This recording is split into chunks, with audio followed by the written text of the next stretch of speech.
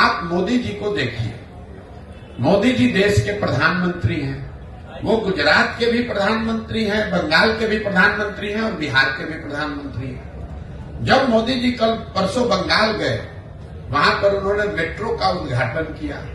अभी 2 दिन के बाद वो गुजरात जाएंगे, वहां सेमीकंडक्टर के फैक्ट्री का उद्घाटन करेंगे। कल मोदी जी बिहार आए थे, उन्होंने यहां जूट मिल, चीनी मिल की बात नहीं की।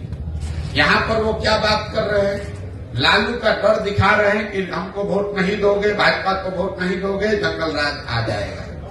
वे पूरे बिहार को हम 5 किलो अनाज खिला रहे हैं गरीबों को, इसलिए वोट दो। हमने मंदिर बना दिया, इसलिए वोट दो। मोदी जी वही हैं, लेकिन अलग अलग राज्य में अलग अलग तरीका लोग अपनाते हैं। क्यों?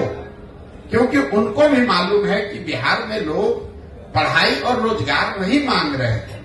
बिहार में लोग 5 किलो अनाज मांग रहे हैं, हिंदू मुसलमान मांग रहे हैं, जाति मांग रहे हैं। तो आपको जातिगत जनगणना मिला। जो चीज आप लोकतंत्र में मांगेंगे वही तो मिलेगा।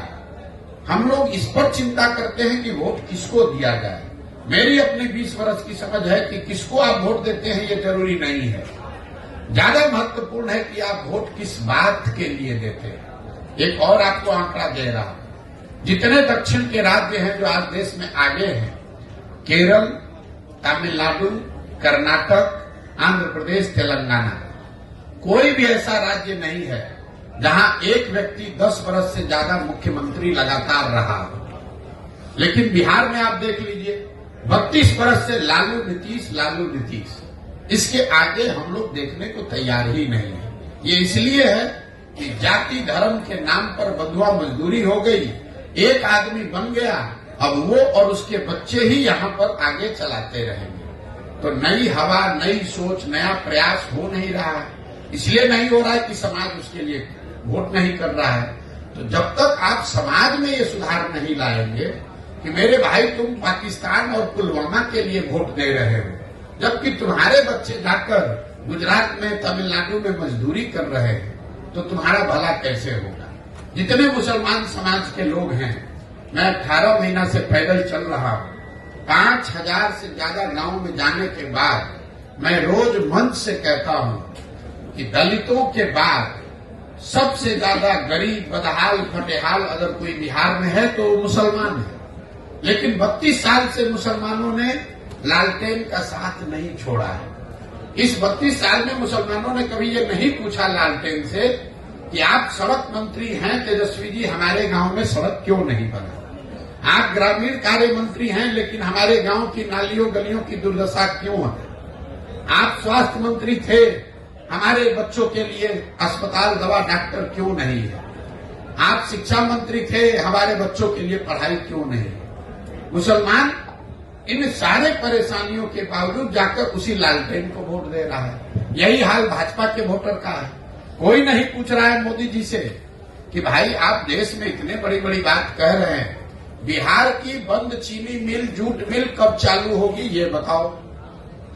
आप बताइए, देश में कौन ऐसा उद्योगपति है जिसको अगर मोदी जी ये कह दे कि तुमको बिहार में जाकर चीनी मिल लगाना है और उसका हिम्मत है कि वो कह दे कि नहीं लगाएंगे। फिर मोदी जी ने ये क्यों नहीं कहा? इसलिए नहीं कहा कि उनको मालूम है कि ये काम करे चाहे न करे, बिहार की जनता हमको मुफ्त में वोट देगी ही देगी। उनको मालूम है कि बिहार की जनता भाजपा को सिर्फ एक बात पर वोट देगी, लालू का डर दिखाते रहो, वोट बोड़ा में लेते रहो, मंदिर और अनाज की बात करते रहो, लोगों से वोट लेते रहो। इसी तरह लालू जी को पता चल गया है कि मुसलमानों के लिए काम नहीं करना है, उनको सिर्फ भाजपा का डर दिखाते रहना है। न उनको भागीदारी देनी है, न हिस्सेदारी देनी है, उनको किरासन तेल बनाकर अपने लालटेन में जलाते रहना है। मुसलमान अपना और अपने बच्चों का भविष्य जला रहा है।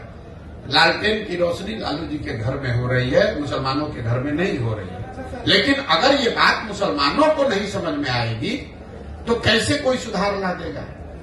कोई एक प्रशांत किशोर आ जाए कि 10 प्रशांत किशोर आ जाए। इसीलिए हमने दल नहीं बनाया है, इसीलिए हम वोट नहीं मांग रहे हैं। हम ये कह रहे हैं कि नहीं, पहले आप समझो, आप खड़े हो।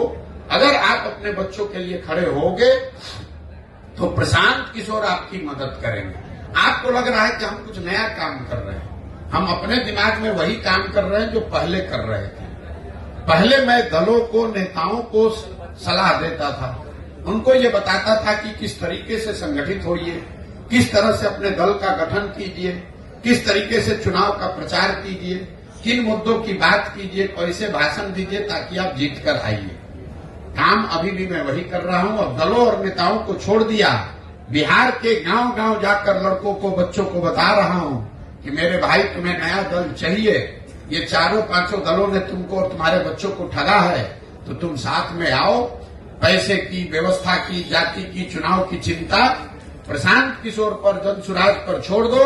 तुम साथ में आओ, एक नया दल, नया विकल्प बनाओ ताकि तुम्हारे और तुम्हारे बच्चों का आने वाला भविष्य बेहतर बने। विकल्प के अभाव में किसी की बंधुआ मजदूरी आपको न करनी पड़े, यही वो प्रयास है।